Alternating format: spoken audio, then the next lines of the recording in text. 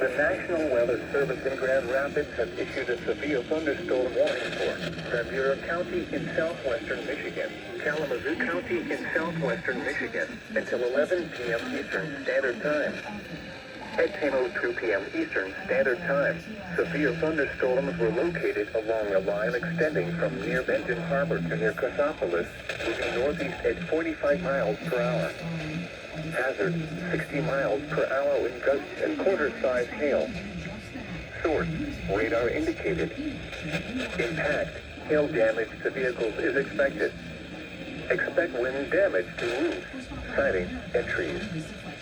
Locations impacted include Kalamazoo, Portage, South Haven, Paw Paw, Vicksburg, Hartford, Galesburg, Nicolon, Lawton, Bangor, Decatur, Schoolcraft, Climax, Richland, Kalamazoo, Battlekirk, Westwood, Comstock Northwest, Van Buren State Park, Lake Michigan Beach. For your protection, move to an interior room on the lowest floor of a building.